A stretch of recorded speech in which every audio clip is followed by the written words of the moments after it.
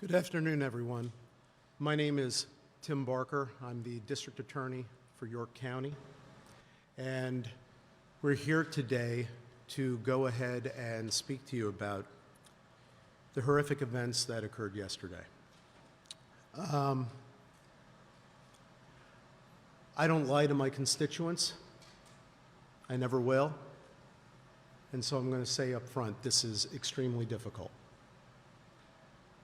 One of the most difficult things that any of us have ever had to go ahead and be a part of and to go ahead and do.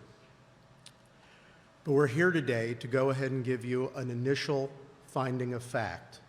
And again, it's an initial finding of fact as to what happened yesterday. And we can go ahead and do so because the investigation has been extremely thorough. I had requested that the Pennsylvania State Police take over the lead on this investigation, and they are doing so in conjunction with the county detectives from our office in a full and complete collaborative effort.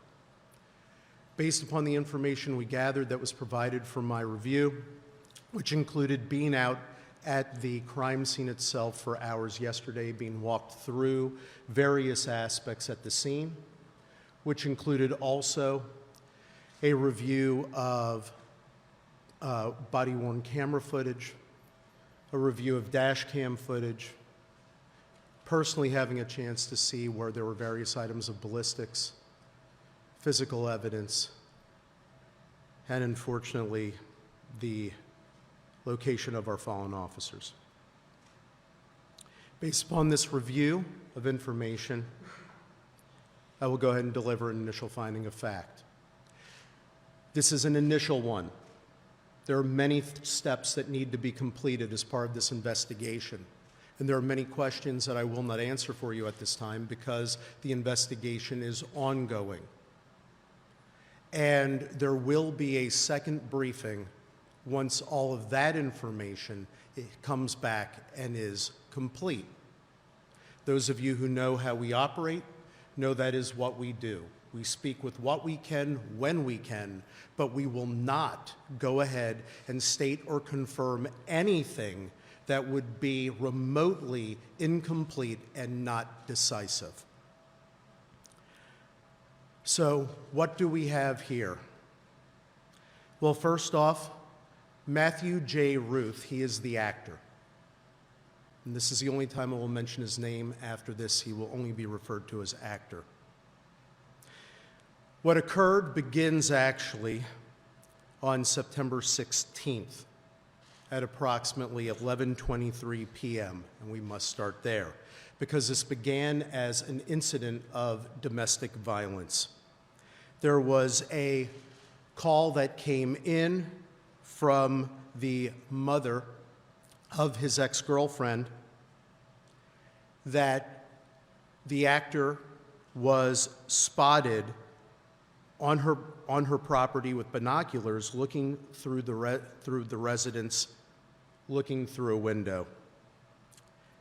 The mother of the ex-girlfriend advised that it was a white male wearing camouflage, and she could see him through a trail camera that was standing in her driveway. And while en route to the location, the mother of the ex-girlfriend advised that the male possibly came there in a black truck that was parked on Emig Road around the corner from the residence at 1879 Hare Road. Officers responded, and upon initial arrival to the property, they did not locate the male. They went to Emig Road and did observe the black 2000 Ford Ranger pickup truck parked along the road in the woods line. It was unoccupied, and then officers went back to the residence and spoke with both the ex-girlfriend of the actor and the mother of the actor. And the ex-girlfriend of the actor had advised that on 8/20 of 2025, an unknown person set her pickup truck on fire while it sat in her driveway. She advised that at the time she suspected that it was her ex-boyfriend who was the culprit, but she wasn't sure, so she requested that the matter not be investigated further. The ex-girlfriend then showed a still photo from the trail camera, and what it showed was a white male wearing all camouflage outfit, standing behind the ex-girlfriend's truck in the driveway. And the male is looking through a scope device with it pointed towards the residence. The ex-girlfriend identified the male in the photo as the actor, and she advised that they put the trail camera up after the incident on August 20th of 2025. The ex-girlfriend confirmed that the actor was, in fact, her ex-boyfriend, and she suspected again that he was involved in the incident of setting her vehicle on fire. She stated that they had dated for only a short period of time and that the actor had never been to her house nor had ever been invited there. The ex-girlfriend also advised that the actor owned and often drove a 2000 black Ford Ranger pickup truck. And when they were reviewing the photo, the officers noticed that the actor had an AR-15 style rifle slung across his chest while looking into the residence. The officers then proceeded over the next several hours, which included assistance as well from the York County Sheriff's Department through the use of their drone, to attempt to locate the actor. They could not find him, despite searching over the next several hours.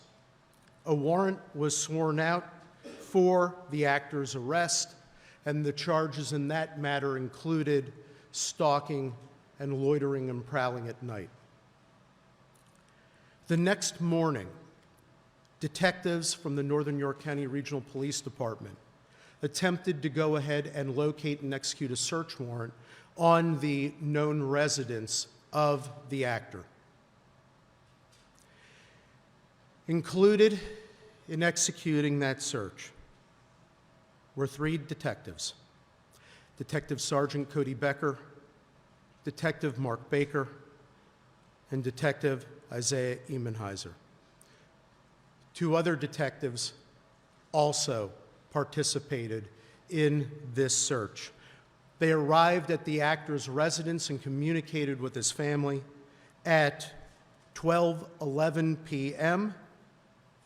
They left the residence, having interviewed family and having conducted search at 1:23 p.m.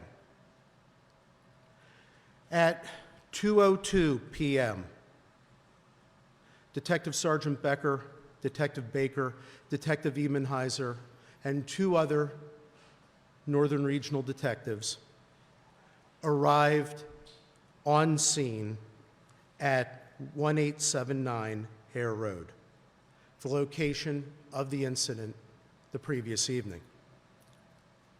They arrived and they were searching for the actor. Also accompanying them to assist was a deputy sheriff from the York County Sheriff's Department to again assist with drone action and finding individuals through the usage of a drone. The search went on for the actor, which included various outbuildings, and the drone was being employed to also check neighboring fields.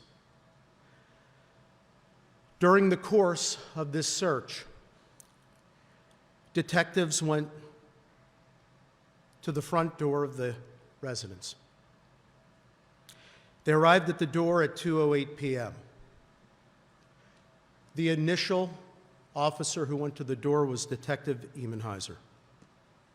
Right behind him was Detective Baker. Following as well was Detective Sergeant Becker and another Northern York County Regional detective. Final detective remained behind as more of a perimeter view in looking out for the actor and securing the perimeter. Detective Emenheiser discovered that the door was unlocked,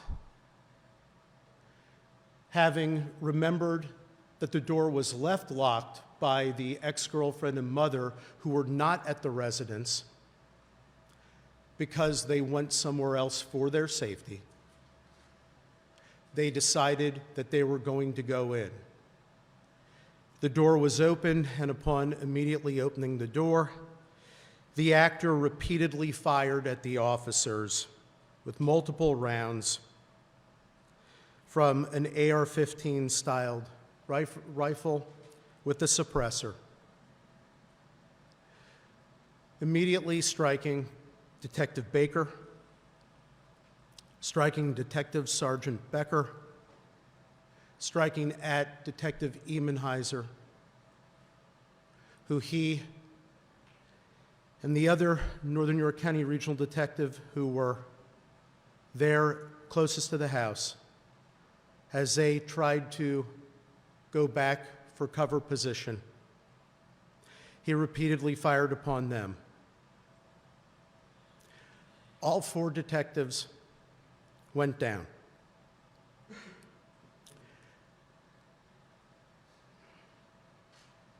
The actor then proceeded to turn his attention to the deputy sheriff.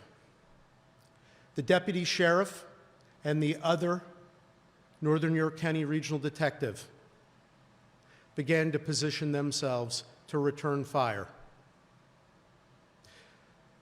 The Northern York County Regional Detective repeatedly fired at the actor. The actor did strike the deputy sheriff who was by his vehicle and also struck the vehicle. The deputy sheriff did himself remove his 9mm. The Northern York County Regional Detective was firing at the actor with his AR-15 style rifle. The actor repeatedly was firing his rifle at the deputy sheriff, striking him. The deputy sheriff went down and went to try to retrieve his rifle and go for safety as well to take cover to return fire. The actor went up towards the roadway where the vehicles were to engage in fire with the deputy sheriff, continuing to fire at him. The deputy sheriff returned fire with his 9mm handgun. The Northern York County Regional Detective also was returning fire with his rifle. While up at the roadway when the actor was there was a final exchange of gunfire. After that exchange, the actor went down. The actor became deceased. Following this, the Northern York County Regional Detective immediately went to see about rendering aid. He immediately went down first to his fallen officers from Northern York County Regional Police Department by the house and discovered detectives that were non-responsive. Detective Sergeant Cody Becker, Detective Mark Baker, and Detective Isaiah Emenheiser were all killed following the brutal ambush that was committed upon them by the actor.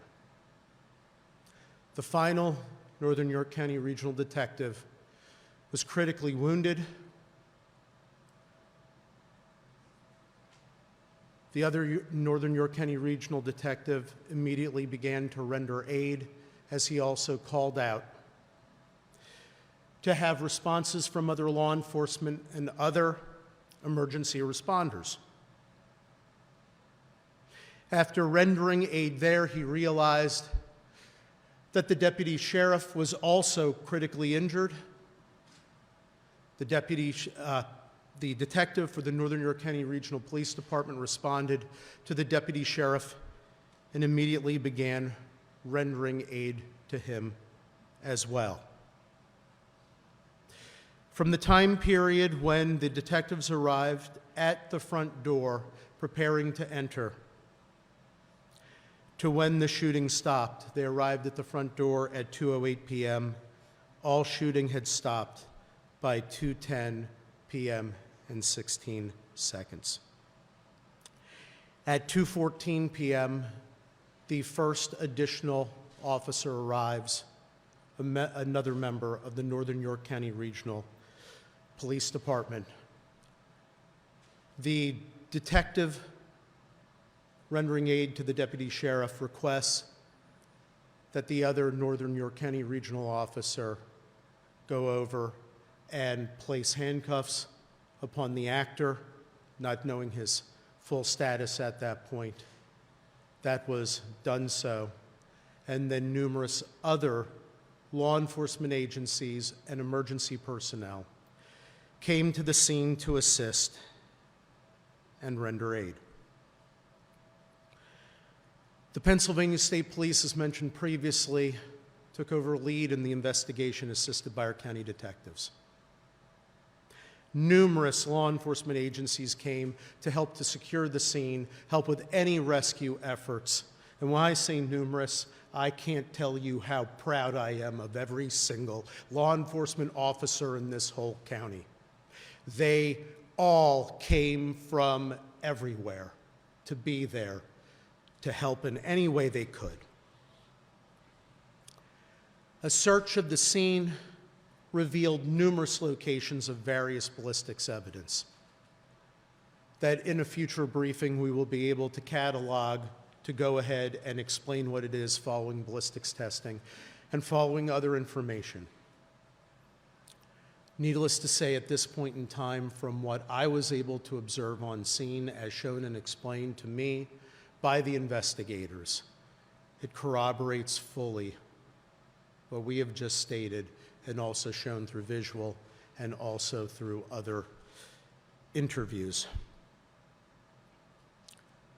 Inside the house, besides discovering the initial casings from where the actor began his barrage of murderous activity, they also discovered in the basement that he had killed the black Labrador that was owned by his ex-girlfriend's mother, shot one time.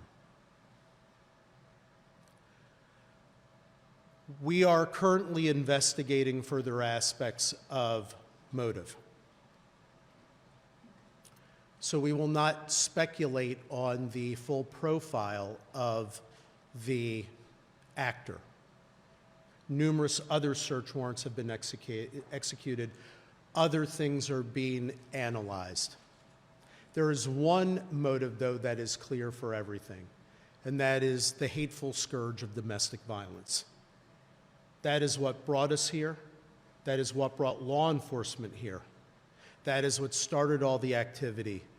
The whole sequelae is there. And yes, thanks to the actions of the Northern York County Regional Police Department, supported by the York County Sheriff's Department, we have 2 lives of the residents there that are saved today. Because make no mistake about it, and this I can conclude by all reasonable inferences from all information without speculation, had they arrived home and not Northern Regional Police Department officers arrived, they would have been killed immediately by the actor. Again, that is not speculation. That is the absolute only reasonable inference from all actions. The detective from Northern Regional who was injured was, of course, rushed to York Hospital, as you all know, taken into surgeries, was critical but stable. The same is for the deputy sheriff from the York County Sheriff's Department. We are very blessed and thankful that they are stable.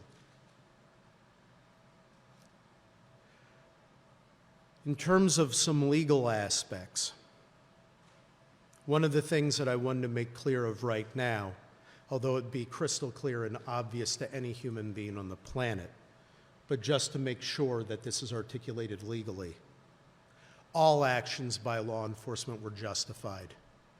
They weren't only justified, they were necessary. And we are so thankful and appreciative to them, and especially our Northern York County Regional Detective who fired the last shot and who rendered the aid. I can't imagine the strength and the fortitude that it takes to immediately, after having seen and been engaged in that, and going down to see what you observe, to be immediately thinking of rendering critical aid and engaging in life-saving action.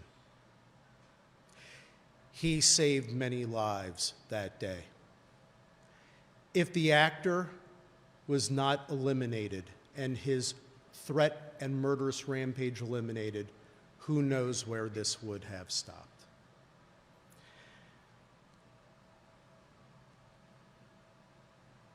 Detective Sergeant Cody Becker, Detective Mark Baker, and Detective Isaiah Emenheiser were all credits to law enforcement. I personally knew them very, very well. They were wonderful. They were mission-driven, and that day they continued their mission. Well, their mission is now complete. You kept the faith. You ran the race.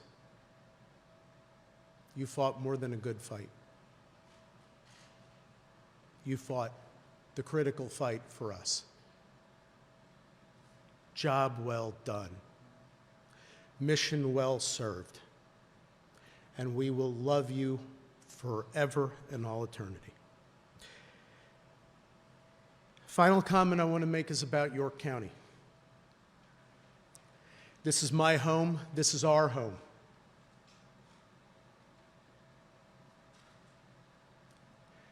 We've gone through a lot this year. We've been at podiums like this too many times. And when you go through that, when you go through these sorts of things, it can seem very, very dark and dire. And you can begin to lose faith and hope. And I'm going to tell you, last night, there were a lot of us feeling that way, and I personally was too. And then when I left the scene and went over to the coroner's office when I was in the procession, and we're going down the roadways, and all you saw all along those roadways were members of our community. And they were standing there in the rain for hours to watch our law enforcement, standing there, the old, the young, families, children, waving American flags, waving flags and holding signs saying, "Back the blue," showing their love and appreciation for law enforcement. And all I could think is, there's the light. There's Christ's light that drives out Satan's darkness. We are a great community. We are a safe community. We are a loving community. We are there for each other, and we need to be together to be love and light, and we will demolish hate and darkness by doing so. And by God, with every fiber of our beings, we will do that. This county will always be there for our law enforcement. And our law enforcement will always be there to protect and serve you. God bless you, York County, all that you are, all that you stand for. And we are so proud to serve you every moment of every day. With that, I'm going to ask my dear friend Dave Sunday to speak. And before I do, I want to mention something special about him. Yes, he's our Attorney General, and yes, he was the former DA. But he plays a more critical role in our lives, and in my life in particular. He's one of the best friends I have. And he came to the scene last night, not to be Attorney General, not to be a politician, not to even go ahead and be extra law enforcement. He came there at my request because we needed his friendship and love. And you know what in life? That's more important than anything else. And more important than calling him my former colleague, my former boss, and our Attorney General. I call him my friend. So, my friend, if you'd like to say a couple words.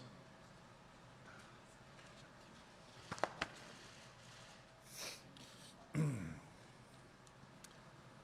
moment.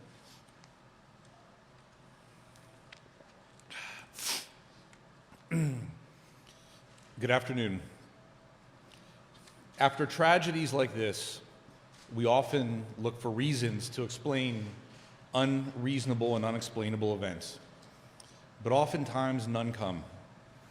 Yesterday, 3 families received the call that law enforcement families fear each and every single day. They may not always talk about it or acknowledge it, but that fear is always there and very, very real. The fear that their father or their mother, husband or wife, beloved partner will not be returning home. I pray for the families who are dealing with unfathomable loss, and our hearts remain with the 2 families who received a call about their loved ones being seriously injured, and we pray for their recovery. This law enforcement community needs us right now. These families need us. The police departments, York County and the Commonwealth needs everyone to respond with grace, with love, with support, and yes, prayer. Police officers do not ask for awards, accolades, or attention. But the truth is, every single day, they're standing up for their communities, for many people who they have never met before, and putting their lives on the line. Many of us have been in a position where there's been an emergency in our lives, and we've needed help. And we've had to call 911, and the police come. And they oftentimes can fix a situation. They can make you feel better. They can take care of you. And after that's over, they leave. And as a family, you may come together and say, thank God we got through that. We're okay. But those police officers move on to the very next call. And then they move on to the very next call. Every day, every week, every month, for years, decades sometimes. And they don't have the luxury of taking a break and saying, you know what, we took care of that one, we took care of that family, we're fine. And this kind of detail in particular, when you're talking about a warrant, is some of the most absolute dangerous work our police officers do, because they never know exactly what they'll encounter. The officers involved with this incident went to a home to protect a woman and her children. They encountered a force of evil, hell-bent on taking lives. Think about that. Think about what these officers went through. And I ask, do police officers not deserve the full embrace and support of society? Being a police officer means kissing your spouse or partner and children goodbye every single morning or afternoon, depending on your shift, and heading off to a job where you have no idea what you're going to run into that day and what will be required of you. Our police officers today are so much more than law enforcement officials. They're social workers, mental health professionals, counselors, crisis interventionists, child care workers. And they have the bright light of public opinion and judgment shining on them every single day. But yet they perform their duties without hesitation, true to their oath to protect and serve. Yesterday, 3 brave officers gave their lives to fulfill their duties. In the midst of that gunfire, their mission expanded from protecting a family to saving one another, and those actions saved lives. Without committed, qualified police officers, any and every community in our nation is susceptible to lawlessness and disorder. Families and children are vulnerable. Our older residents are vulnerable.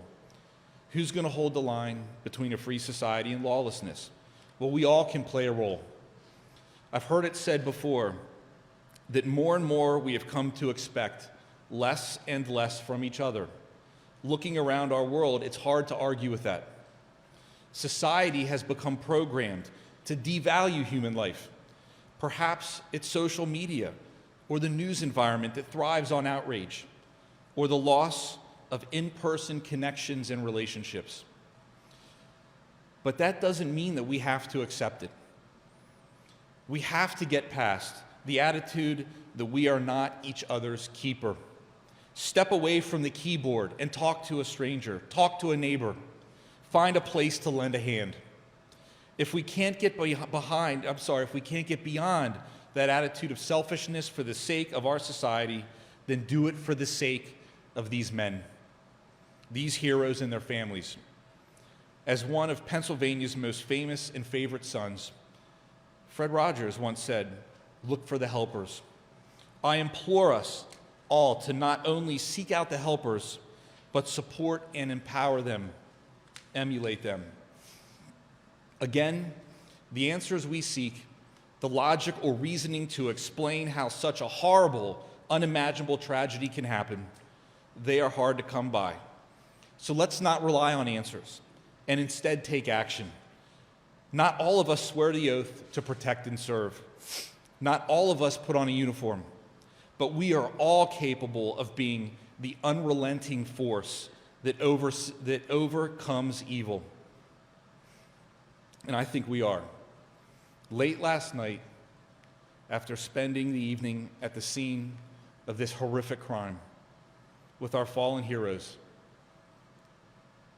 my friends that were partners when I served as a district attorney, we made a very sad journey with their bodies to York. The rain was falling as if God Himself was mourning with us. As I looked outside my vehicle window, lining each rural road, outside each home, standing in the rain were our fellow York Countyans, with American flags, holding a vigil for these men and honoring their sacrifices. I want everyone to know how important that was to the police officers and the law enforcement community of York County. It was so important to each of us who knew these men and considered them friends. That is the humanity that we need in this moment and in our world. Thank you. May God bless and keep these men and their families, and may He protect the men and women in law enforcement every single day. Thank you.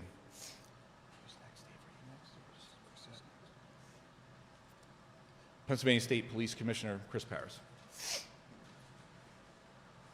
I would just simply like to say, again, on behalf of the Pennsylvania State Police, we stand with law enforcement in York County and all across the Commonwealth. We will continue to provide any and all resources at our disposal to ensure that the investigation is completed. The district attorney here in York County, our Attorney General, as well as the Northern York County Regional Police Department and the York County Sheriff's Department, I will say from a perspective of a police executive, they are a credit to law enforcement, the diligence with which they carried out this investigation from its onset, and the way that they doggedly and methodically did what they had to do in order to preserve life and seek justice is something that I know all people in York County and all people across the Commonwealth should be very proud.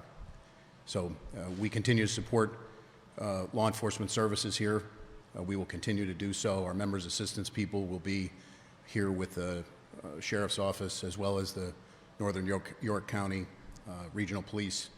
There are recovery support services that will have to be dealt with. For the injured, there are line of duty funerals that have to be planned, and we stand with them and will support them today and every day forward. Thank you very much.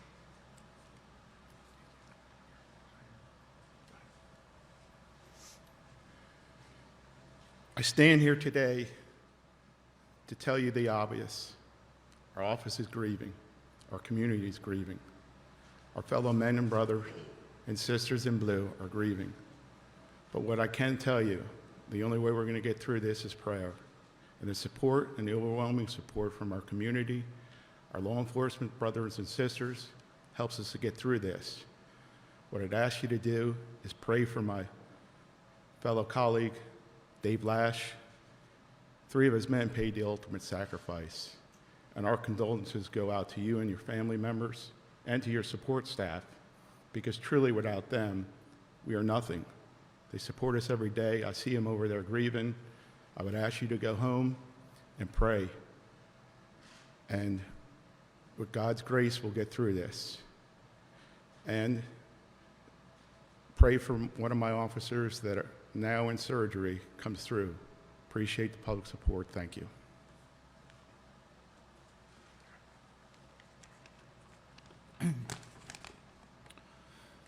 Good afternoon.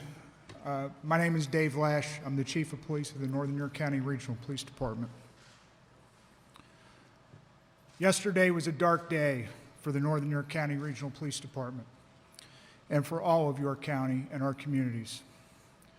We are mourning the loss of 3 of our officers, and we continue to pray for the recovery of our 4th and also for the recovery of the York County Sheriff's Deputy. I want to take a moment to recognize the 3 officers we lost: Sergeant Cody Becker, Detective Mark Baker, and Detective Isaiah Emmenheiser. Each of these men represented the very best of policing. They served with professionalism, dedication, and courage. They were leaders within our agency, committed to protecting this community and standing beside their fellow officers. Unfortunately, their deaths are the stark reminder of the risks law enforcement officers accept every day. They knowingly place themselves in harm's way to keep others safe. For that, we are forever indebted to them and their families. Currently, our administrative offices are closed, and police coverage in our municipalities is being provided by neighboring departments and the Pennsylvania State Police. We are grateful for their immediate support in helping us maintain public safety while our department works through this tragedy. The Northern York County Regional Police Department will return to patrol operations tomorrow on Friday, September 19th at 1900 hours. Until then, our partners will continue to ensure uninterrupted police service in our communities. We know the community wants to help, and an official endorsed donation portal will be announced shortly. This will ensure that all contributions go directly to the families of our fallen and injured officers. On behalf of the Northern York County Regional Police Department, I want to thank the community, our law enforcement partners, our elected officials, for their overwhelming outpouring of support. While nothing can erase the pain of this loss, your strength and compassion will help us and the families of Sergeant Cody Becker, Detective Mark Baker, and Detective Isaiah Emmenheiser as we move forward through the difficult days ahead.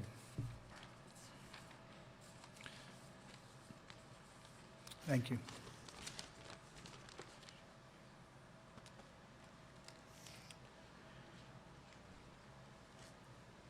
That concludes the comments that we came here today to make to everyone.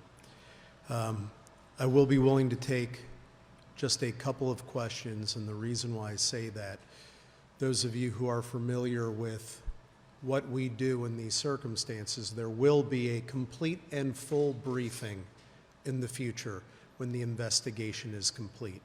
There are many questions that we will not answer today because there is testing that is occurring. There is still information being reviewed and gathered, and we will not make speculative comments in that way. But we will answer a couple, but only a couple. Yes, sir. Do you know if the assailant legally acquired his AR-15? How did he acquire the AR-15? Did you know about how many rounds he fired from the AR-15 in that 2-minute period? So we do have, so I'll say it this way, we do know what the background is that we are checking on for his ballistics purchases. That's part of the ongoing investigation, and we will be revealing that in the future as part of the briefing as those details are coming in. Second aspect, if you're wondering, is he a person not to possess a firearm? Based upon our information, we could not find any prior criminal convictions that would go ahead and make him a person not to possess a firearm. Regarding any issues with the quantity of ballistics, the only thing that I'll say at this time, a count was being done, but you have to go ahead and determine from which firearm something was discharged. There are methodologies for doing that. We are engaging in those ballistics aspects. So at this time, the only thing I will say generally is he fired many and multiple rounds, because to go more specific could lead to a misstatement of fact, and I will not do that. Were any of the weapons found inside the search of his home, and who was he living with in that home? I have not disclosed that. First of all, I have not disclosed who he's living with because out of their privacy interests. Second, all of the aspects of the secondary search that is ongoing, those items are being cataloged and are being reviewed. They'll be part of a further briefing in the future, but I am very sensitive to the privacy interests of non-involved individuals as part of an incident, including, as you'll notice, the only names that were mentioned, one mention of the actor, and the names, of course, of our fallen officers. That is out of respect to their privacy interests. But in the future, with the briefing regarding that question, we will be going into detail of a cataloging of background aspects of this individual. Where was the actor located when he started shooting, and where were police located? So as I stated previously, and I'll just repeat this one more time, at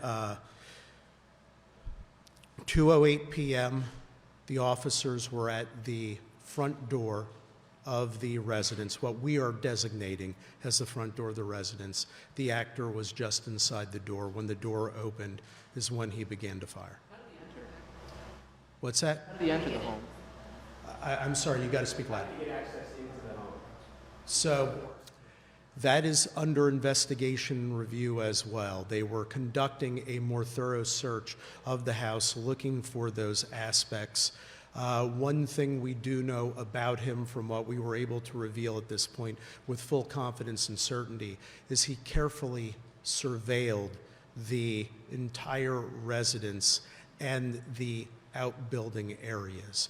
So what methodology he used is still under investigation. To gain the access at this point in time, the only thing with 100% certainty that is appropriate for me to state is he did in fact gain access, had been inside, was armed, and did discharge his firearm from inside of there, and in fact also killed, like I mentioned, the family dog. Sir, can you tell how long before 2:08 he may have been in the house? So the only thing I will say at this point, we know he was in the house before 2:02 p.m. We know that he was not at his residence as of the police leaving at 1:23 p.m. In terms of the actually being inside the residence, from where he filed the fatal shots of his ex-girlfriend and her mother, that residence, that is still under investigation to see if we have clues of a tighter timeline than when police left in the early morning hours of the previous evening to the time of 2:02 p.m. The first officer, the fifth officer, I think he You believe that he fired a fatal shot that killed the suspect, is that correct? So what I'm going to say at this point, first of all, he did not suffer injury, physical injury he did not suffer.